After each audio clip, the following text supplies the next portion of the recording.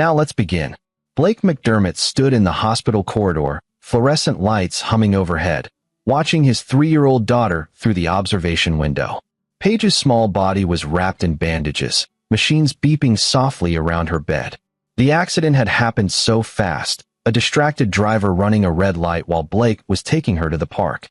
His truck had taken most of the impact, but Paige had still suffered severe head trauma. "Mr. McDermott," the neurologist said, approaching with a tablet in hand. Dr. Kerry Shields had kind eyes, but his expression was grave. "I need to be honest with you. The swelling is significant. We're doing everything we can, but the next 72 hours are critical." Blake nodded, unable to speak. His wife Melinda sat in the waiting room, surrounded by her family. Her mother, Barbara Calhoun, had arrived within an hour of the accident, followed by her father Martin and her brother Christopher. The Calhouns were old money, third-generation pharmaceutical wealth, the kind of family that appeared in society pages and sat on museum boards. Blake had never fit into their world. He was a civil engineer, successful in his own right, but the Calhouns had made it clear from the beginning that their daughter had married beneath her station. They'd tolerated the marriage because Melinda had been pregnant, and the Calhouns valued appearances above all else. "Blake," Melinda called from the waiting room. She looked pale, her hands twisted in her lap. "Mother wants to speak with you." Barbara Calhoun stood as Blake approached. She was 62, impeccably dressed even at midnight, her silver hair styled perfectly. Martin stood beside her, his face stern as always. "We need to discuss Paige's care," Barbara said without preamble. "Martin and I have consulted with specialists. The prognosis is not good. The doctor said the next few days are critical," Blake replied. "She's strong. She'll pull through." Barbara's expression hardened. "Blake, you need to face reality. The brain damage is extensive. Even if she survives, she'll never be normal. We have to think about quality of life." "She's 3 years old," Blake said, his voice rising. "She deserves every chance." "Every chance at what?" Martin interjected. "A life of suffering? Of being a burden? The Calhoun name has stood for excellence for 3 generations. This family cannot." "Cannot what?" Blake stepped closer, anger flaring. "She's your granddaughter. She's a child who will never have a normal life," Barbara said coldly. "There are facilities that specialize in cases like this. Quality care, round-the-clock nursing. We can ensure she's comfortable." Blake stared at her, understanding dawning. "You want to hide her away." "We want what's best for everyone," Martin said. "Including you. You're young. You and Melinda can try again. This tragedy doesn't have to define your entire lives." "Get out," Blake said quietly. "Excuse me. I said get out. This is my daughter we're talking about, not a business problem to solve." The argument had been the first of many. Over the following weeks, as Paige stabilized but remained in a coma-like state, the pressure intensified. Blake refused every suggestion about facilities and letting nature take its course. He hired additional specialists, researched experimental treatments, maxed out his credit cards on consultations. Then one night, 6 weeks after the accident, everything changed. Blake had fallen asleep in the chair beside Paige's bed, exhausted from another 18-hour day split between work and the hospital. He woke to find Melinda standing over him, her eyes red from crying. "Blake, she's gone," Melinda whispered. He jerked awake, looking at the bed. It was empty. Panic seized him. "Where is she? What happened?" Mother arranged for a transfer. "There's a specialized facility upstate, Meadowbrook Care Center. They can handle her needs better than this hospital." The doctors agreed it was best. Blake was already on his feet, grabbing his jacket. "You moved her without telling me? I'm her father." "You weren't being rational," Melinda said, her voice breaking. "Blake, please. She needs constant care. This facility has everything." "Where is it? Give me the address." Melinda's face crumpled. "Mother has legal custody. The doctors declared you mentally unfit to make medical decisions. You were obsessing, spending money we don't have, refusing to accept reality. They had to intervene." The next morning, Blake discovered the depth of the betrayal. The Calhouns had used their connections, a judge who owed Martin favors, doctors on their payroll, lawyers who specialized in making problems disappear. Blake's parental rights had been suspended on grounds of emotional instability and financial irresponsibility. The court record showed he'd missed work repeatedly, accrued massive debt, and had been observed having manic episodes at the hospital. None of it was false, exactly. But the context had been stripped away, reframed to paint him as unstable rather than desperate. He hired a lawyer, burning through his remaining savings. The attorney, a sharp woman named Rosie McIntyre, laid out the grim reality. They have a judge in their pocket, medical experts on their side, and documentation that makes you look like you're having a breakdown, Rosie explained. And technically, you still have rights. You can visit Paige at the facility, participate in care decisions. They're just preventing you from making unilateral choices. I want to see her. I'll arrange it. Blake drove 3 hours to Meadowbrook Care Center. It was exactly what he'd feared, a pristine facility with manicured grounds, designed to warehouse people wealthy families wanted to forget. He was escorted to Paige's room by a nurse who wouldn't meet his eyes. Paige lay in a hospital bed, connected to feeding tubes and monitors. She was so small, so still. Blake sat beside her for hours, talking to her, reading her favorite books, refusing to believe she couldn't hear him. Barbara appeared in the doorway as evening fell. Visiting hours are ending. I'm not leaving. Blake, this anger isn't helping anyone. We're ensuring Paige has the best care possible. You need to focus on rebuilding your life. Melinda needs you. Melinda chose you over our daughter. Melinda chose reality over delusion. Barbara's voice softened, a calculated sympathy entering her tone. I know you're hurting, but Paige is safe here. You can visit. In time, you'll see this was the right decision. Over the following weeks, Blake visited whenever he could, but each time became more difficult. Security began questioning him. Delays occurred in getting permission to enter. Visiting hours mysteriously shortened. Melinda filed for divorce, citing irreconcilable differences and mental strain. Then, 3 months after Paige's transfer, Blake received a call at work. Mr. McDermott? It was Dr. Christopher Lim, the facilities director. I need you to come to Meadowbrook immediately. It's about Paige. Blake made the drive in 2.5 hours, his heart hammering. He was met at the entrance by Dr. Lim and Barbara Calhoun. I'm so sorry, Dr. Lim said. Paige passed away this morning. Her brain function had been deteriorating. It was peaceful. Blake's legs nearly gave out. No, I need to see her. That's not advisable, Barbara said gently, her hand on his arm. Remember her as she was. I need to see my daughter. She's already been prepared for transport, Dr. Lim said. Mr. McDermott, I understand this is devastating. But she's at peace now. No more suffering. The funeral was small. Blake stood over the closed casket, knowing something was wrong but unable to articulate what. The weight was wrong. The sound when the pallbearers lifted it was wrong. But he was drowning in grief and lawyers and a divorce that was stripping away everything he had left. He never saw Paige's body, never got closure. And as the years passed, that wrongness never left him. 15 years later, Blake sat in his apartment above the auto repair shop he'd bought 5 years earlier. It wasn't much, 3 rooms, a leaky bathroom, the smell of motor oil permanently embedded in the walls. But it was his, paid for with money he'd saved working construction, then managing repairs, then finally owning the business outright. He didn't think about Paige every day anymore. The grief had become a constant background radiation, always there, but dulled enough that he could function. He'd never remarried, never had other children. He'd built a simple life. Work, the occasional beer with his mechanic Wade Ruiz, and the woodworking projects that filled his evenings. His phone rang at 8:47 p.m. on a Tuesday. Unknown number. Mr. McDermott? Blake McDermott. The voice was female, nervous, older. Speaking. My name is Diana Joyce. I'm a nurse at Meadowbrook Care Center. This is difficult. I found something in the old filing systems. Records from 15 years ago. Your daughter, Paige McDermott. Sir, I don't know how to say this. She's alive. Room 47. Blake's phone slipped from his hand, clattering on the table. He picked it up with shaking fingers. What did you say? Your daughter is alive. She's been here the entire time. I found the records by accident.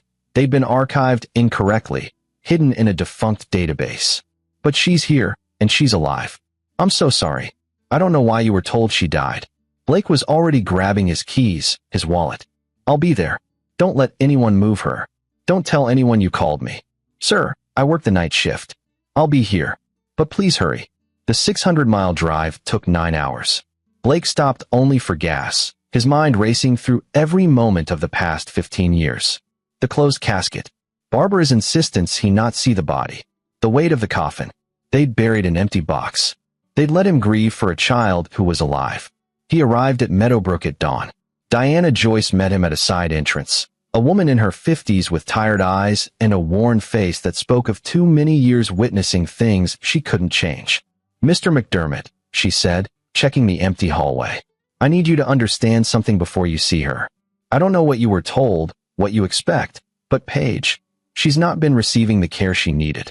I only discovered her 2 days ago when I was doing inventory in the long-term ward. Take me to her."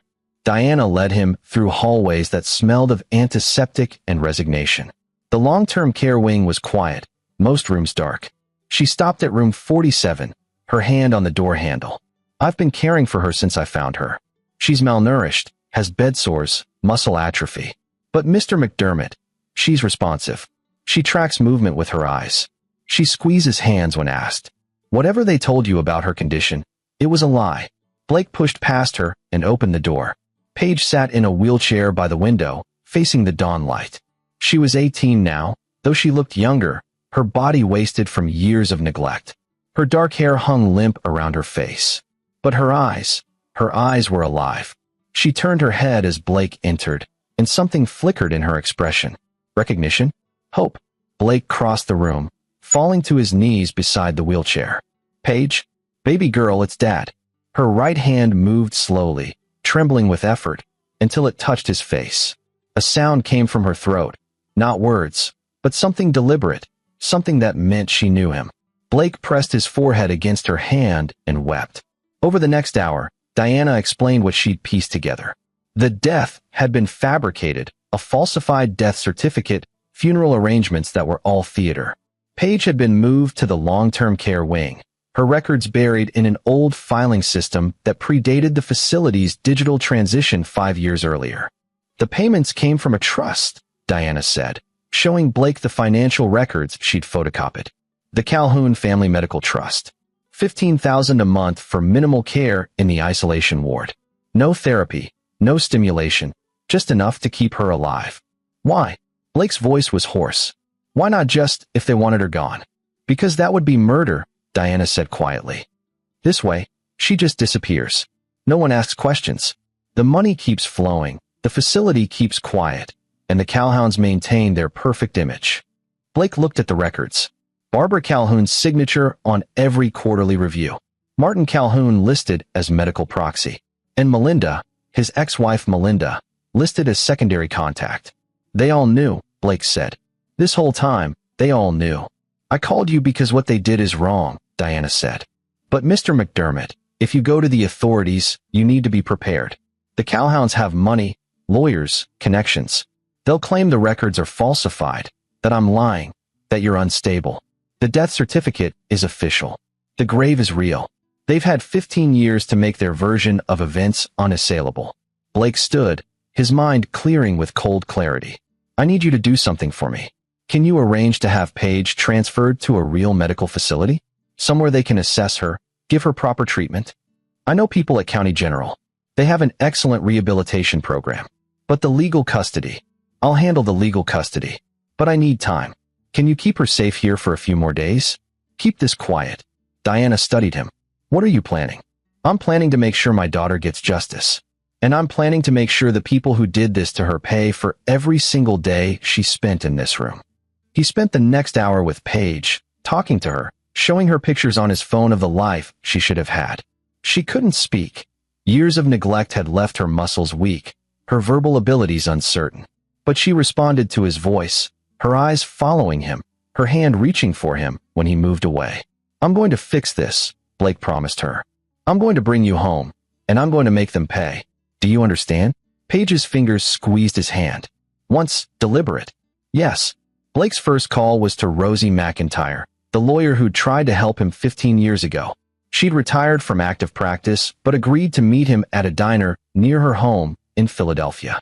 "Blake McDermott," she said, sliding into the booth across from him. She was 70 now, her red hair gone silver, but her eyes were still sharp. "I wondered if I'd ever hear from you again. When you stopped returning my calls after the funeral, I figured you'd moved on." "They told me she was dead," Blake said. "Closed casket funeral. Death certificate. Burial. All of it was fake." She's alive, Rosie. She's been in that facility for 15 years. Rosie's coffee cup stopped halfway to her mouth. That's not possible. Blake laid out the evidence, Diana's records, the photographs he'd taken, the financial documents showing the trust payments. Rosie read through everything twice, her expression growing darker. This is criminal, she said finally. Fraud, forgery, false imprisonment, child endangerment. Blake, we can bury them. Can we? Blake leaned forward. You told me 15 years ago they had judges, doctors, lawyers on their payroll. Has that changed? Rosie was quiet for a moment. No. If anything, the Calhouns have more influence now. Martin sits on the hospital board. Barbara is on the State Medical Ethics Commission. Christopher married into the Weston family, the Attorney General's niece. So if I go to the police, what happens? They'll investigate. Slowly. The Calhouns will lawyer up immediately, claim the records are falsified, that Diana is lying or mistaken. They'll produce the death certificate, the burial records, the court documents showing you were declared unfit. They'll paint you as a grieving father who's delusional, who's being manipulated by a disgruntled employee. And Paige becomes a pawn in a legal battle that could take years. Meanwhile, the Calhouns maintain custody, move her to another facility where we can't find her, and by the time it's sorted out, if it ever is, she'll be 25 and even more damaged than she already is.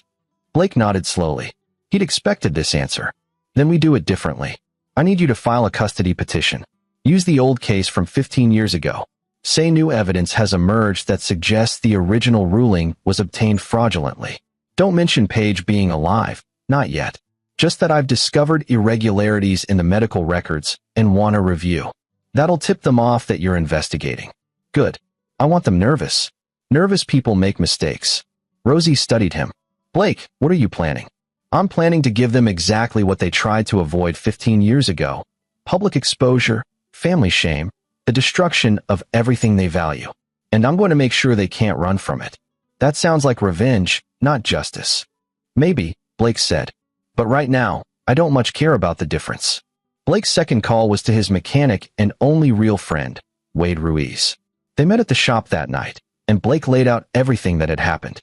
Wade listened in silence, his weathered face expressionless. He was 52, a former Marine who'd done 2 tours in Iraq before civilian life had broken him down in ways combat never had. He'd been working at Blake's shop for 3 years, and in that time, they developed the kind of friendship that didn't require many words. So you're going to war, Wade said finally. Yes. Against people with money and power. Yes. Wade nodded. What do you need? Over the next week, Blake began assembling his plan. It required patience, research, and the kind of cold calculation he'd never thought himself capable of. But every time he felt his resolve wavering, he thought of Paige in that room, 18 years old and unable to walk or speak, 15 years of her life stolen. He started by hiring a private investigator, a woman named Celeste Gilmore, who specialized in corporate intelligence. She was expensive, but Blake had been living simply for 15 years, and the sale of his engineering firm after the divorce had left him with more money than he'd admitted to anyone. I need everything on the Calhoun family, Blake told her. Every business deal, every investment, every secret they've buried. I need to know where they're vulnerable. Celeste delivered 2 weeks later with a file 6 inches thick. The Calhoun pharmaceutical fortune was built on patents for 3 major drugs, but the company had been struggling for years. Generic competition had eroded profits, and a series of bad investments had left them over-leveraged. Martin was covering the losses by slowly liquidating family assets, but he was running out of things to sell. Barbara's position on the State Medical Ethics Commission was under scrutiny following allegations that she'd accepted gifts from pharmaceutical companies in exchange for favorable rulings. Nothing had been proven, but the investigation was ongoing. Christopher, the son, had his own problems. He'd been accused of sexual harassment by 3 different women at his law firm, settlements paid quietly to avoid publicity. His marriage to the Attorney General's niece was rumored to be failing. And Melinda, Blake's ex-wife, had remarried, a venture capitalist named Jeremy Mackey. But the marriage was troubled. Melinda had been treated twice for addiction to prescription painkillers, checking into rehab facilities under assumed names. They're barely holding it together, Celeste said. The image of perfection is a facade. One good push, and the whole structure collapses. Blake studied the files. I need you to find out everything about Meadowbrook Care Center. Who owns it? Who runs it? Where the money comes from. And I need to know if there are other patients like Paige, people who've been disappeared. You think this is systematic? I think the Cowhounds found a facility that was willing to hide inconvenient problems for the right price.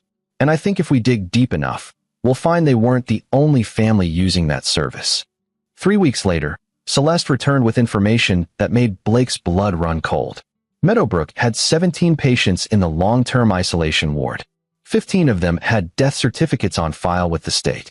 All 15 had been declared dead within months of admission. All had closed casket funerals, and all were still alive, maintained in minimal care on the facility's hidden books. The facility was owned by a shell corporation traced back to a consortium of wealthy families, including the Cowhounds. It was a warehouse for embarrassments, disabled children, inconvenient relatives, anyone who threatened the perfect image these families cultivated. This isn't just about Paige, Blake said quietly. This is about 17 people who've been erased. You take this to the FBI, they'll handle it, Celeste said. And the Cowhounds will hire the best lawyers in the country, drag it out for years, probably get minimal sentences if they're convicted at all. No, I want them destroyed. Completely. Blake spent the next month preparing. He worked with Rosie to file the custody petition, careful not to reveal that Paige was alive. The petition simply stated that Blake had obtained evidence suggesting the original custody ruling had been influenced by fraudulent medical testimony and conflicts of interest. The Cowhounds responded exactly as expected. Their lawyers filed motions to dismiss, arguing the case was long settled and Blake was harassing the family. Barbara personally called Blake, her voice cold. Whatever game you're playing, Blake, it ends now. That custody battle was decided 15 years ago. Paige is gone. Let her rest in peace. Interesting choice of words, Blake said. Rest in peace. That implies she's dead, Barbara. A pause on the line. She is dead. You buried her. I buried an empty coffin. Want to explain that? Another pause, longer. Then Barbara's voice, harder. I don't know what you think you've discovered, but you're pursuing a fantasy. There's nothing to find. And if you continue this harassment, we'll file for a restraining order and sue you for emotional distress. Do what you need to do. I'll see you in court. He hung up and smiled. They were rattled. Good. The break Blake had been waiting for came from an unexpected source. Diana Joyce called him late one night, her voice shaking. Mr. McDermott, they know. The facility administrator came to me today, asking about room 47. Someone told them I'd been accessing old records. Did they confront you about calling me? No, but they're watching me now. And they're talking about moving Paige. Can you stall them? Maybe a few days. But Blake, there's something else. Another nurse, Allison Daly. She's worked here for 20 years. She came to me after the administrator left. She said if I was looking into the long-term patients, I should talk to her. She knows things. Can I meet with her? She's scared. These people, the families involved, they're powerful. But she said if you want to make this right, she'll help. She's been carrying guilt for 20 years. Blake met Allison Daly at a rest stop halfway between Meadowbrook and Philadelphia. She was in her mid-50s, with the worn look of someone who'd seen too much and stayed silent too long. I started working at Meadowbrook right out of nursing school, Allison said, clutching a coffee cup. Back then, it was a legitimate facility. Good care, dedicated staff. Then about 18 years ago, new management took over. They created the long-term isolation ward, told us it was for patients who needed absolute quiet for recovery. But that wasn't what it was. She pulled out a notebook, pages filled with handwritten names and dates. I kept records. Every patient they disappeared, every family that paid to have someone erased. The Cowhounds weren't the first, and they weren't the worst. There's a girl in room 52, Olivia Darling. She was 16 when her family committed her for hysteria, which really meant she'd gotten pregnant by the wrong boy. They told everyone she died in a psychiatric facility. She's 34 now, and she's perfectly sane. She's just been locked up for 18 years because her family was embarrassed. Blake felt sick. How many? 17 currently. Over the years? Maybe 30. Some actually did die eventually. But most are still there, warehoused, forgotten. Why didn't you go to the authorities? Allison's eyes filled with tears. I tried once, 8 years ago.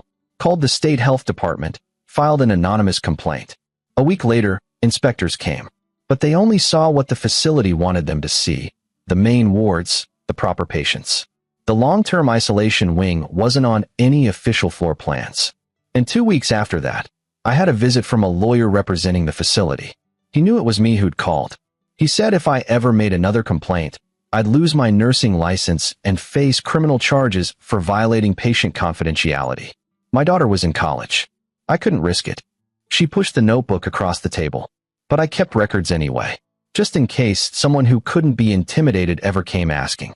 I think you're that person, Mr. McDermott. Blake took the notebook. Inside were names, dates, family connections, payment records that Allison had pieced together over years of quiet observation. It was devastating evidence, if they could authenticate it. What do you need from me? Blake asked. Save them, Allison said simply. All of them, not just your daughter. Make this public in a way they can't bury. And make sure the families who did this pay for it. That's the plan. But I need you to do something. Can you gather the other nurses who know about this? The ones who've been carrying guilt like you? I need them ready to testify when the time comes. There are 5 of us who've been there long enough to know. I'll talk to them. And I need you to keep Paige safe. If they try to move her, call me immediately. Allison nodded. I owe these patients that much. I owe your daughter that much. Blake's plan crystallized over the next 2 weeks.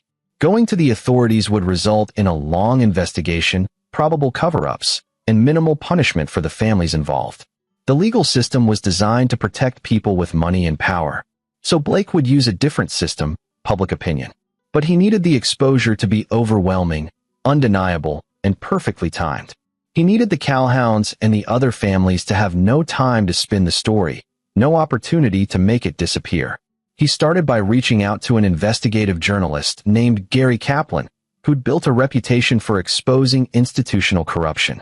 Blake laid out the entire story: Paige, the fake death, the other patients, the families involved. Gary listened with growing intensity, occasionally stopping Blake to verify details. This is massive, he said finally. This could bring down some of the most powerful families in 3 states. But I need absolute proof. I need access to the facility, to the patients, to the records. Can you get me that? I'm working on it. And I need to interview Paige. If this girl has been locked up for 15 years, and she's responsive, she's the story. She's what makes this real for people. Blake hesitated. The thought of exposing Paige to cameras, to public scrutiny, went against every protective instinct he had. But he also knew Gary was right. Without Paige's face, her story, this remained abstract. Just numbers and names. I'll talk to her, Blake said. But we do this on my terms. She's not a prop for your story. She's a person who's been through hell, and whatever we do has to be about helping her, not exploiting her. Agreed, Gary said. But Blake, you need to understand. Once this story breaks, your life changes. The Calhouns will come after you with everything they have. You'll be in court for years. You'll face accusations, investigations, character assassinations. Are you ready for that? Blake thought of Paige in that wheelchair, 15 years stolen from her. Yes. The next piece fell into place when Celeste discovered that Martin Calhoun was scheduled to receive a Lifetime Achievement Award from the State Medical Association in 6 weeks. It would be a gala event attended by politicians, medical professionals, and media. The Calhouns would be there in force, celebrating their family legacy. That's when we do it, Blake told his assembled team. Rosie, Wade, Celeste, Gary, Diana, and Allison. They met in the back room of Blake's auto shop, the air thick with tension and purpose. The night of the gala, Blake continued, Gary's story breaks. Every major news outlet, every social media platform, every channel we can access. Photos of the patients, the records, the financial documents. The family's names, their connections, everything. We bury them in truth before they can spin a single lie. They'll claim the records are falsified, Rosie warned. Which is why we need more than records, Blake said. We need the patients themselves. Gary, can your network get cameras into Meadowbrook? If Diana and Allison can get me access, yes. But Blake, getting cameras in is one thing.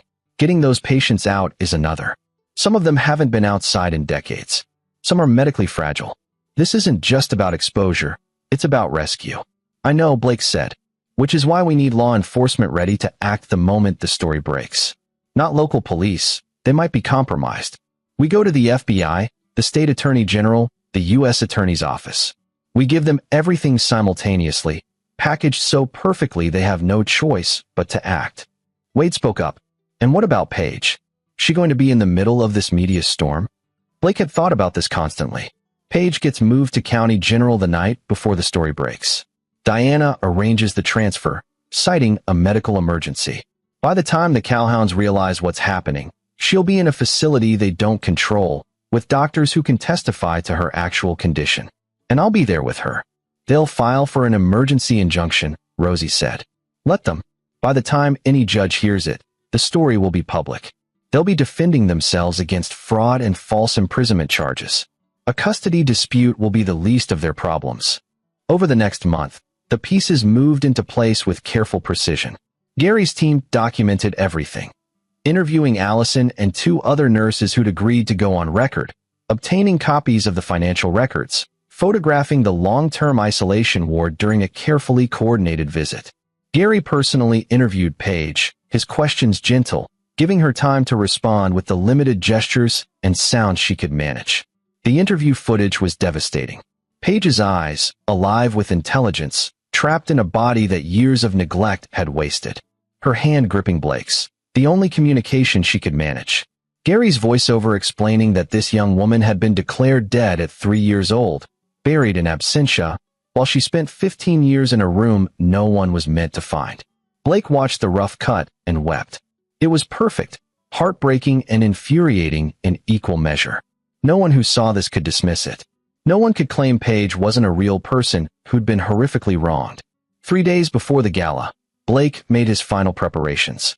He'd arranged for Paige's transfer to County General, with Diana and 2 trusted paramedics handling transport. He'd coordinated with Gary's team to ensure the story would break across 15 different outlets simultaneously. And he'd made sure Rosie had filed emergency custody petitions in 3 different jurisdictions, making it nearly impossible for the Calhouns to forum shop for a friendly judge. But there was one more thing Blake needed to do, something that had been burning in him since the day he'd found Paige. He drove to the Calhoun estate, a sprawling property in the Philadelphia suburbs. Martin and Barbara still lived in the main house, a colonial mansion that had been in the family for 4 generations. Blake parked on the street and walked up the circular drive. Barbara answered the door herself, her face registering shock and then fury when she saw him. "You're not welcome here," she said coldly. "Leave, or I'll call the police." "I wanted to give you a chance," Blake said. "One chance to do the right thing before this all comes down on you." "I don't know what you're talking about. Paige is alive. I found her. And in 3 days, the whole world is going to know what you did to her. What you did to 17 other people. It's over, Barbara. You can't make this disappear." Barbara's composure cracked slightly. "You have no proof of anything. Whatever you think you've discovered. I have medical records showing Paige's condition is far better than you claimed. I have financial documents showing you've been paying Meadowbrook to keep her hidden. I have nurses who are willing to testify about what really happens in that facility. I have a death certificate for a child who's alive. And I have Paige herself, ready to tell her story." Barbara's hand gripped the doorframe. "She can't speak. She's brain damaged. She's impaired because you left her to rot for 15 years. But she can communicate, and she understands everything. And she remembers you, Barbara. She remembers the grandmother who decided she wasn't worth saving." For a moment, something that might have been shame flickered across Barbara's face. Then it hardened into cold resolve. "If you pursue this, we'll destroy you," she said. "We have resources you can't imagine. We'll tie you up in court for decades. We'll make sure you never have a moment's peace. That girl will be an adult before you ever get custody, if you survive the legal battle at all."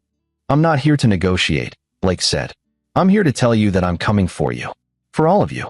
And when I'm done, the Calhoun name will be synonymous with everything you've spent your lives pretending you're not. Cruel, heartless people who threw away a child because she was inconvenient." He turned to leave, then looked back. "You could have just loved her, Barbara. That's all she needed. But you chose this instead. Remember that when everything falls apart." The night before the gala, Diana coordinated Paige's transfer. Blake rode in the ambulance, holding his daughter's hand as they transported her to County General. The medical team there performed a comprehensive evaluation, and their findings were exactly what Blake needed. Evidence of long-term neglect, but also evidence that with proper care and therapy, Paige could regain significant function. She's been kept in a state of minimal responsiveness, the neurologist explained. But there's no evidence of severe brain damage. With physical therapy, speech therapy, occupational therapy, she could potentially walk, communicate, live a much fuller life than her current state suggests. So everything they told me 15 years ago was a lie. Based on these scans, either they were working with falsified data, or they never intended to give her a chance to recover. Blake had his final piece of evidence. The gala was held at the Philadelphia Museum of Art, a glittering affair with Philadelphia's elite in attendance. Martin Calhoun stood at the podium, accepting his Lifetime Achievement Award, speaking about dedication to medical ethics and family values. At exactly 8:47 p.m., Gary Kaplan's story went live. Within minutes, the gala attendees' phones began buzzing. The story was everywhere: The Washington Post, The New York Times, CNN, MSNBC, every major outlet, and dozens of smaller ones. Video of Paige, her eyes tracking the camera, her hands squeezing Blake's. Interviews with nurses describing the long-term isolation ward. Financial documents showing the payments. Death certificates for people who were provably alive. And photos, 17 photos of patients in various states of neglect, each with a name, a family, and a story of how they'd been disappeared. The Calhoun's names were prominent throughout, along with 8 other families. The article detailed how they'd used Meadowbrook as a dumping ground for inconvenient relatives, paying to have them declared dead and forgotten. The gala erupted into chaos. Martin stood frozen at the podium as museum security tried to contain the growing crowd of reporters who descended on the event. Barbara's face appeared briefly on camera before she fled toward the exit. Christopher Calhoun was surrounded by journalists, his face red with fury, shouting, "No comment," repeatedly. By midnight, FBI agents were executing search warrants at Meadowbrook Care Center. State police were posted at each family's residence. The U.S. attorney had announced a criminal investigation into fraud, false imprisonment, and conspiracy. And Blake sat beside Paige's hospital bed, watching the news coverage, feeling something like peace for the first time in 15 years. The fallout was swift and devastating. Martin Calhoun's award was rescinded within hours. Barbara was suspended from the State Medical Ethics Commission and resigned before she could be officially removed. Christopher's law firm placed him on indefinite administrative leave, and his wife filed for divorce. Melinda, Blake's ex-wife, appeared on the news 3 days after the story broke, tearfully claiming she'd been manipulated by her family, that she believed Paige was truly dead. But Celeste had already provided journalists with records showing Melinda had signed off on quarterly review documents for years, documents that couldn't exist if Paige had been dead. The public didn't forgive her. Criminal charges came within 2 weeks. Martin and Barbara were charged with fraud, conspiracy, and false imprisonment. The facility's director faced multiple counts of fraud and elder abuse. 6 other families faced similar charges for their roles in the scheme. But Blake wasn't satisfied with criminal charges. He wanted more. Working with Rosie and a coalition of attorneys representing the other victims' families, Blake filed a massive civil lawsuit. Not just against the Calhouns and Meadowbrook, but against every institution that had enabled this, the county that had issued false death certificates, the funeral homes that had conducted fake services, the doctors who'd provided fraudulent medical testimony. The lawsuit sought damages in the hundreds of millions, but more importantly, it kept the story alive. Every court filing, every deposition, every revelation kept the public's attention focused on what had been done to these 17 people. The Calhouns hired the best legal team money could buy, but they were fighting a losing battle. The evidence was overwhelming, the public sentiment was against them, and every day brought new revelations about other aspects of their corruption. 6 months after the story broke, Martin Calhoun was found in his study, dead from an apparent suicide. His note was brief: "I could not live with the shame." Barbara faced trial alone. The prosecution presented a devastating case. Paige's medical records, testimony from nurses, financial documents showing 15 years of payments to keep a child imprisoned. Gary's interview footage of Paige was shown in court, and several jurors were seen wiping their eyes. Barbara's defense argued that she believed she was acting in Paige's best interest, that the medical professionals had advised this course of action. But when Rosie cross-examined her, the facade crumbled. "Mrs. Calhoun, You signed quarterly review documents for 15 years. Each document confirmed that Paige was alive and receiving care. Yet you told Mr. McDermott she was dead. Can you explain that discrepancy? The documents were just formalities. I didn't read them carefully. You didn't read documents about your granddaughter's care for 15 years? I trusted the facility. Did you also trust them when they provided you with a fake death certificate? When they helped you arrange a funeral for a living child? Barbara had no answer. The jury deliberated for less than 4 hours. Guilty on all counts. Christopher Calhoun took a plea deal, testifying against his mother and the facility's administrators in exchange for a reduced sentence. He served 3 years in federal prison and was disbarred. Melinda disappeared from public life entirely, her second marriage ending in divorce, her addiction struggles becoming tabloid fodder. But the most satisfying moment for Blake came 10 months after the story broke, when he walked into family court with full medical evaluations of Paige, testimony from her doctors about her progress, and a simple request: full custody, no restrictions. The judge, a stern woman named Della Larson, reviewed the evidence carefully. Then she looked at Blake. Mr. McDermott, I've read about what you've accomplished in the past year. Not just exposing this facility, but the work you've done with your daughter. Her therapists say she's making remarkable progress. She's a fighter, Blake said. She always has been. She just needed someone to give her a chance. Judge Larson nodded. Custody is granted. Full parental rights restored. And Mr. McDermott? I'm sorry for what you and your daughter endured. I hope the rest of her life makes up for the years she lost. 2 years after the story broke, Blake stood in the living room of his new house, a small ranch he'd bought in a quiet neighborhood with the settlement money from the lawsuits. Paige sat on the couch, her posture still a bit stiff, but she was sitting on her own, no wheelchair needed. She still couldn't speak clearly. The years of neglect had left lasting damage. But she could make sounds, could communicate yes and no, could write slowly with her right hand. And she was learning more every day. Wade was teaching her to paint, setting up an easel by the window where the afternoon light was best. Diana visited every week, having left Meadowbrook after testifying in the trials. She and Paige had formed a bond, the nurse who'd saved her and the girl who'd survived. The other 16 patients from Meadowbrook had all been freed, reunited with relatives who hadn't known they were alive, or placed in proper care facilities. 3 of them, including Olivia Darling, had joined Blake's lawsuit.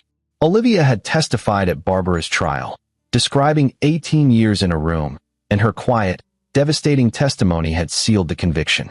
The Calhoun Pharmaceutical Company had collapsed, sold off in pieces to pay legal judgments. The family mansion had been seized and auctioned. The name that had once represented prestige in Philadelphia was now a cautionary tale about the corruption of wealth and privilege. Blake's phone rang. It was Gary Kaplan. Blake, wanted to give you a heads up. My follow-up story is running tomorrow. It's about the other facilities we've found. Turns out Meadowbrook wasn't unique. We've identified 6 other places operating similar schemes. How many people? 43 so far. And we're still investigating. Blake felt the old anger stir, but also something else, determination. What do you need from me? Your story gave people courage to come forward. I was hoping you'd be willing to be interviewed again, talk about Paige's recovery, show people that these victims can rebuild their lives. Blake looked at Paige, focused intently on her painting.